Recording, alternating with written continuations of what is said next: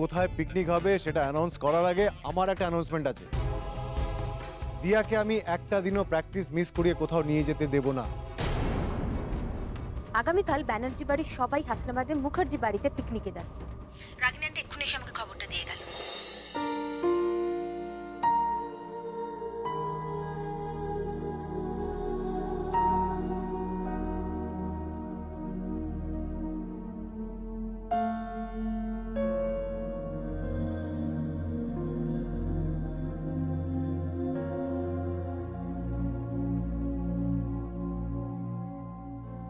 এখন তো 4টে বাজে, পিকনিকের জন্য রেডি হয়ে বেরোতে বেরোতে 5টা। তার মানে তো এখনো কিছু সময় আছে। যাই একটু প্র্যাকটিস করে নি।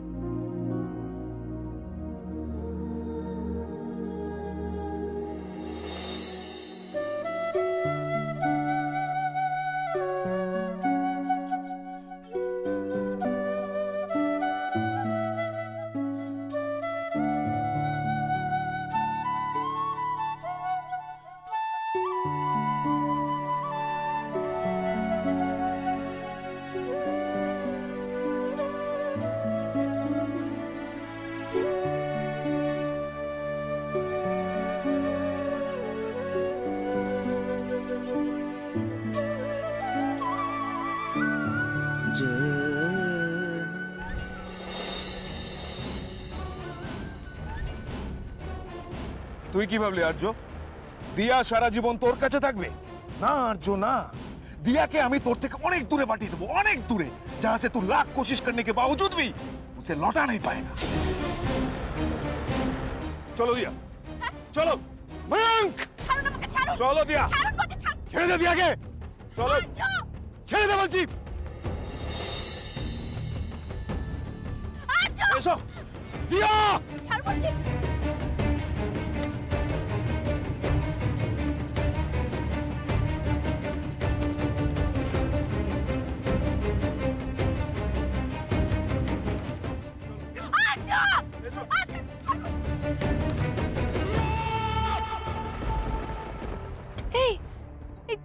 কি হয়েছে তোমার?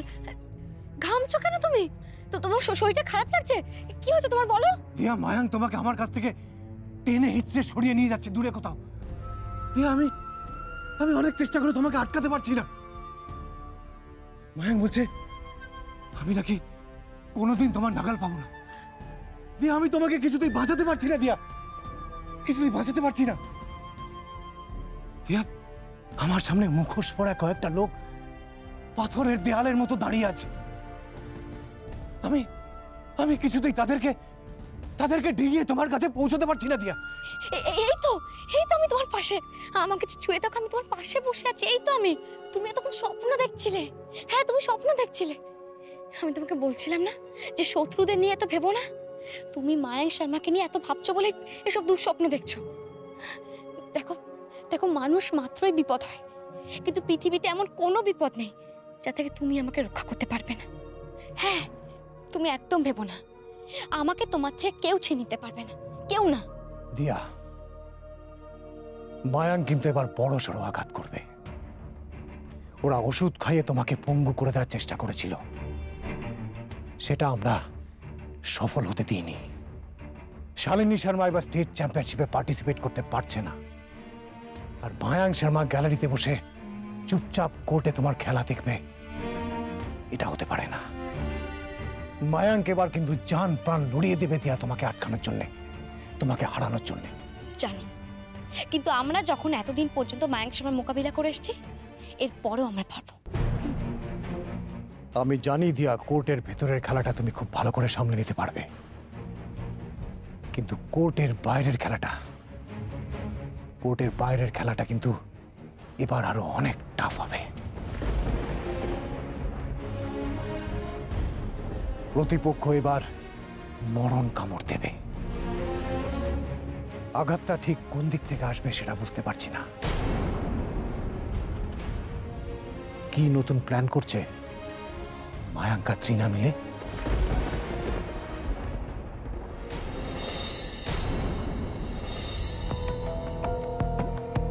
এই এটাই তো মনে হচ্ছে মুখুজ্জেদের বাগান বাড়ি। আমরা তো ঠিক জায়গায় পৌঁছে গেছি রে। আচ্ছা, আপনারা টাকি যাবেন বলে ট্রাভেল এজেন্সি থেকে গাড়ি বুক করেছিলেন না? এই মুখে মুখে বেশি তর্ক করবি না, বুঝলি? তোকে টাকা দিয়ে গাড়ি বুক করেছি, যেখানে বলবো সেখানেই নিয়ে যাবি। জমের দক্ষিণ দুয়ারে বলবো তো সেখানেই নিয়ে যাবি, বুঝলি? ও বাবা, আপনারা কারা? হ্যাঁ, কে বলুন তো আপনারা? আমরা হলাম তোর বাপ। ও বাবা, এই রাত্রে বেশ ভালোই ফাজলামি আরম্ভ করেছেন তো আপনারা। হ্যাঁ, দাঁড়ান, আমি আমার মালিককে ফোন করে সব কথা জানাচ্ছি। এই মালটা ধর, ফোনটা ধর। এই ফোনটা ধর। ও বাবা, এই কেন ফোন কাটছেন কেন? মালিককে ফোন করবে। মুখ থেকে একটা কথা বার হলে না খুপড়িয়ে পুরোপুর করে দেবো। এই লালটু, তুই এটাকে দেখ, আমরা গাড়ি থেকে নেমে বাড়িটা দেখে আসি। ঠিক আছে, চলো বস, ভালো করে ধর। হ্যাঁ চল।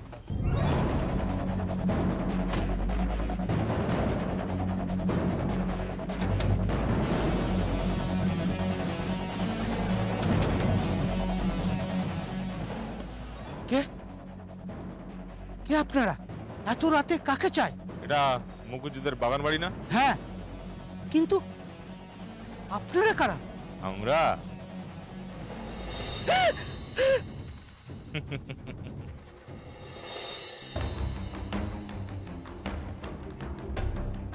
বস, মালিক সিকিউরিটি আর কেয়ারটেকারকে গ্যারেজ করে দিলাম। পিস্তলের সামনে মালগুলো ট্যাপও করতে পারেনি। বস, এবার তাহলে নেক্সট কাজ কি? নেক্সট কাজটা করার আগে বিগ বসকে একটা SMS করে দে। আর শোন, বেশি কিছু লিখবি না, শুধু লিখবি কাজ হয়ে গেছে। ওকে বস, ওকে।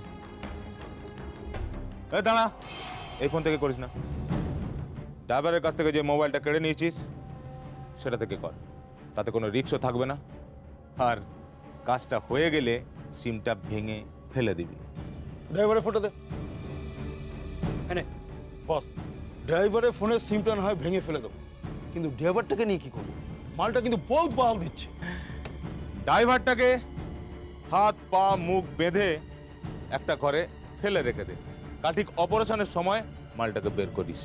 আর শোন, আমাদের যে গাড়িটা না, ওই গাড়িটা এই বাড়ির পিছনে যে মাঠ আছে সেই মাঠে ঝোপ ঝাড় লতা পাতা যা পারিস তাই দিয়ে এমনভাবে ঢাকা দিয়ে রেখে দে যেন বাইরের লোক বুঝতে না পারে ওখানে একটা গাড়ি আছে। আর শোন, এই ঘরটা একটা তালা মেরে দে, কাল পিকনিক পার্টি এসে যেন দেখে তার তালা মারা। আর কাল সকালে পিকনিক পার্টি এলে আমরা কি করব? তোরা কি করবি? তোরা কি করবি সেটা না হয় ঠিক সময় মতোই বলে দেবো। এখন শুধু 3টে কথা মাথায় রাখ: মালি, সিকিউরিটি আর কেয়ারটেকার। হ্যাঁ, তোল তোল তোল, হ্যাঁ রাখ, এটাকে সোজা করে দে। ওই হাতাটা নেই, এনে রাখ, এখানে রাখ। ওই গামলাটা, এই গামলাটা ধর। ওই রে, আরে কথা বল, কাজ করতে করতে কথা বলা যায় না? তোর দেখছি সাংসারিক বুদ্ধি শুদ্ধি কিচ্ছু হবে না। না, ওটা ওটা ওটা উঠিয়ে দে, এটা একা একা পারবো না। হ্যাঁ, তোল এখানে, তোল, এটা এটা ধর ধর ধর ধর ধর ধর ধর।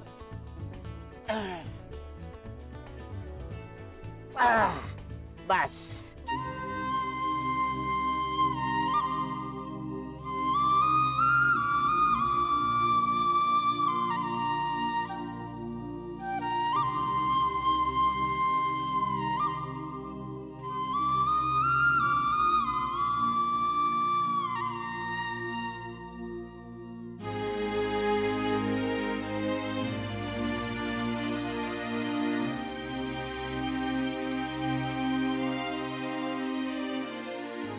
কি গো, হলো? আমি রেডি দিয়া, কিন্তু আমার একদম যেতে ইচ্ছে করছে না। যেতে ইচ্ছে করছে না কেন? আজকে আমরা সবাই মিলে একটু পিকনিকে আনন্দ করব, আর তুমি বলছো যেতে ইচ্ছে করছে না? ইচ্ছে করছে না এই জন্য করছে না যে দেখো, পিকনিকে সারাক্ষণ তোমাকে সবাই ঘিরে থাকবে, তোমার চারপাশে একটা চক্রব্যূহ হয়ে থাকবে, আর সেই চক্রব্যূহ ভেদ করে আমি তো তোমার কাছে যেতে পারবো না। আমি তোমাকে কাছে পাবো কি করে? সব সময় তোমার দুষ্টুমি বুদ্ধি, সরো সরো। ঠিক আছে, তোমার মনে হচ্ছে যে আজকে পিকনিকে যাওয়া উচিত না, তো কিন্তু আমার কি মনে হয় জানো, আমাদের দুজনের আজকে পিকনিকে যাওয়া উচিত। আচ্ছা, আমাদের বাড়ির কিছু ফ্যাকাশে সম্পর্কগুলোকে আমরা আবার নতুন করে রঙিন করে তুলতে পারি না? এই যেমন ধরো মেজদা ভাই আর দিদি ভাই, ওদের মধ্যে না সব সময় একটা মনোমালিন্য চলতে থাকে। আমরা যদি ওদের দুজনকে এক করে ওদের বুঝিয়ে সুঝিয়ে সব মনোমালিন্য দূর করে ওদের আবার কাছে টেনে আনতে পারি, তাহলে কেমন হয়? আর ছদ্দি ভাইকে যদি আমরা এটা বোঝাতে পারি যে আমরা বাড়ির লোকেরা কেউ তো শত্রু নই, তাই না? আমি তো সবাই ওর ভালো চাই, তাহলে কেমন হয় বলো তো? দিয়া, তুমি অল্প সময় অনেক কিছু ভেবেছো, আর যা ভেবেছো সেটা সবার ভালোর জন্যই। দেখো, একদিনে তো সবকিছু ঠিক করে দেওয়া সম্ভব নয়। এই যে তুমি বলছো রক্তিম, তিস্তা, নিখিল, নিহার, এদের কথা ঠিক আছে, কিন্তু আমি ভাবছি বাবার কথা। বাবা কবে তোমাকে খোলা মনে কাছে টেনে নেবে, কবে তোমার প্রকৃত মূল্যটা বাবা বুঝতে পারবে। কিরে, তোদের হলো? এরপর তো দেরি হয়ে যাবে। হ্যাঁ হ্যাঁ মা, আমাদের হয়ে গেছে, আসছি। আমি জানি বাবার আমাকে মেনে না নিতে পারাটা তোমার মধ্যে সবসময় একটা খারাপ লাগা তৈরি করে। ওই যে তুমি বললে না সবকিছু একদিনে হবে না, বরফ এত সহজে গলবো না গো, সময় লাগবে। তুমি একটু ধৈর্য ধরো, দেখবে সব ঠিক হয়ে যাবে। আমি বলছি, আমি সব ঠিক করে দিতে পারবো। আমি জানি আমার তোমার উপরে সম্পূর্ণ ভরসা আছে। ঠিক আছে, এবার চলো, মা কিন্তু একবার ডেকে গেছে, না হলে কিন্তু ভীষণ রেগে যাবে। আর শোনো, পিকনিকে গিয়ে কোনো দুষ্টুমি নয় বলে দিলাম। এসো। আচ্ছা ঠিক আছে, এখন করে নিয়ে চলো। জয় বজরংবলী, জয় বজরংবলী। চলো।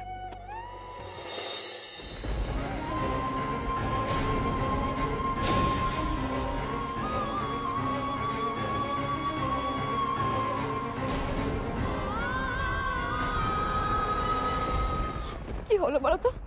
প্রদীপটা ভেবে নিভে গেল কেন? কোথাও কোনো হাওয়া দিচ্ছে না, তাও প্রদীপটা নিভে গেল। আচ্ছা, প্রদীপ নিভে যাওয়া ভীষণ অশুভ, তাই না? বলো না। দিয়া, কাল রাতে খারাপ স্বপ্ন দেখে আমি যখন টেনশন করছিলাম, তখন তুমি আমাকে বোঝালে, আমাকে সাহস জোগালে। তাহলে আজকে প্রদীপটা নিভে গেছে বলে তুমি এত দুশ্চিন্তা কেন করছো? না না, তুমি বুঝতে পারছো না গো। ছোটবেলা থেকে আজ পর্যন্ত আমার ভালো মন্দে সবকিছুতে বজরংবলী আমার পাশে ছিলেন। আমার চলার পথে উনি প্রেরণা জুগিয়েছেন, দিশা দেখিয়েছেন আমাকে। আমার সব বিপদের হাত থেকে উনি রক্ষা করেছেন। আজকে প্রেরণার ঠিক আগের মুহূর্তে প্রদীপটা নিভে গেল। আমার কি মনে হচ্ছে জানো তো, বজরংবলী এর মাধ্যমে আমাদের কোনো সংকেত দিতে চাইছেন।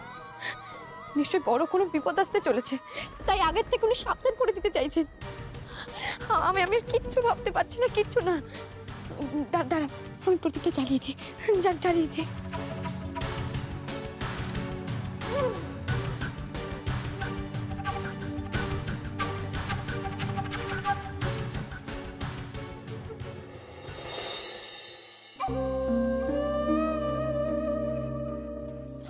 এত ভেবো না দিয়া, এত ভেবো না।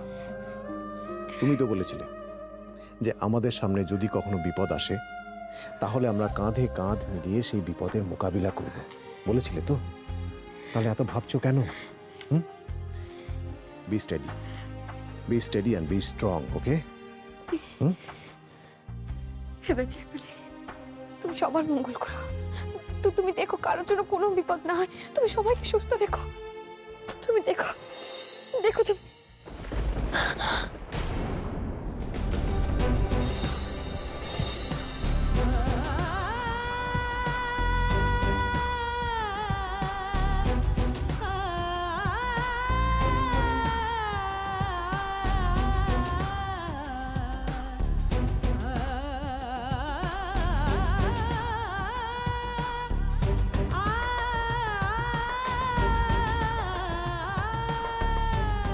দিয়া, আমার মনে যখন আশঙ্কার ঝড় উঠবে তখন সেটা তুমি সামলাবে, আর তোমার যখন দুশ্চিন্তা হবে সেটাকে আমি সামলাবো, তাই নয় কি? তাহলে এত চিন্তা কেন করছো? সব ঠিক হয়ে যাবে, সব। এবার চলো, সবাই আমাদের জন্য অপেক্ষা করছে। চল।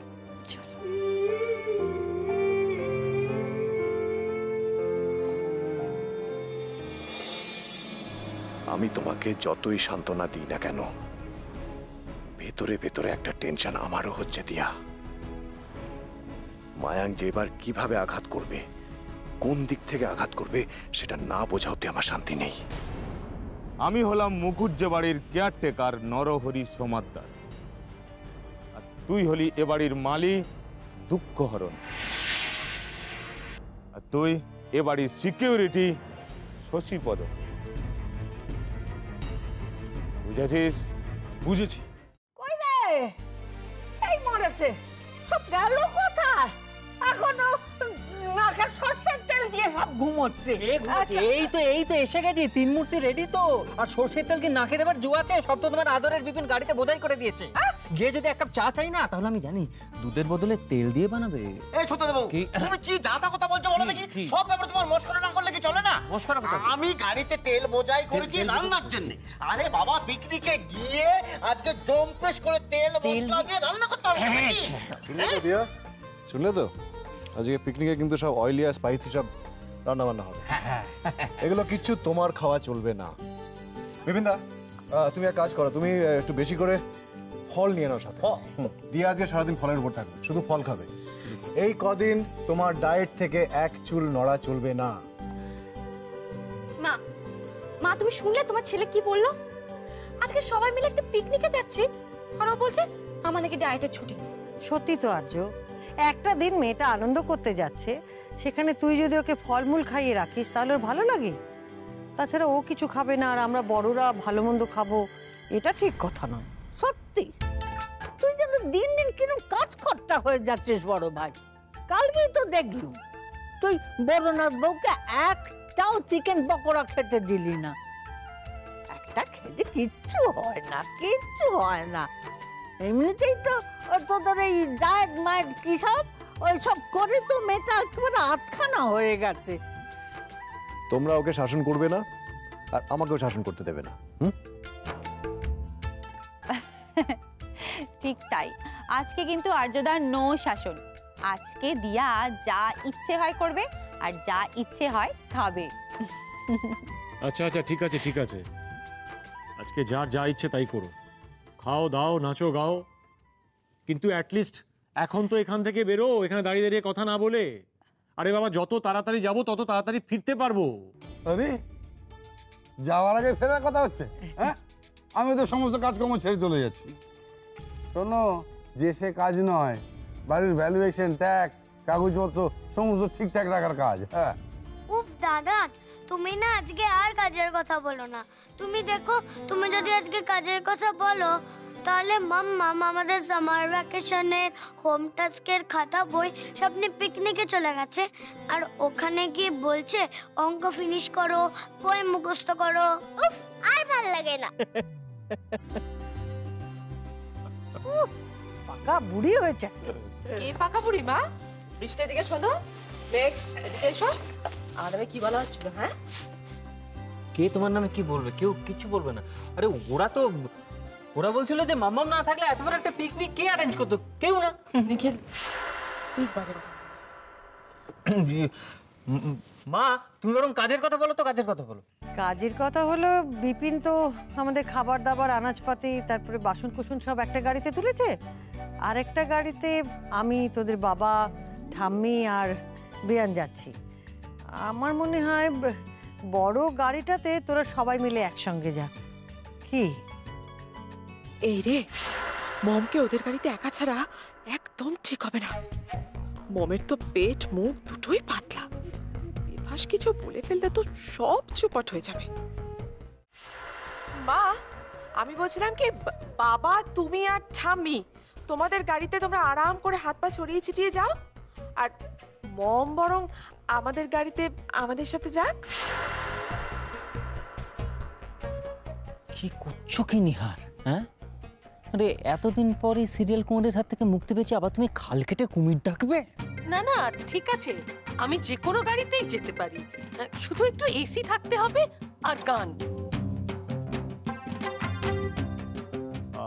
ওকে ওকে ওকে ওকে, ডোন্ট ওয়ারি। নিহার যখন এত করে বলছে, আন্টি আপনি নিহারদের সঙ্গে গাড়িতে চলে যান, আমি বরং অন্য গাড়িতে, মানে বাবা মারা যে গাড়িতে যাচ্ছে সেই গাড়িতে চলে যাব।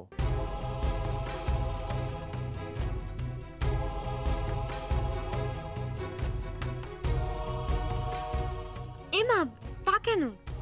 রাগিনী আন্টি তো বললো যে রাগিনী আন্টির অন্য কোনো গাড়িতে যেতে অসুবিধা নেই। রাগিনী আন্টি বরং মা ঠাম্মিদের সঙ্গেই যাক। মা ঠাম্মিদের সঙ্গে গেলে একটু সিরিয়ালের গল্প করতে করতে যেতে পারবে। কি মা, তাই তো?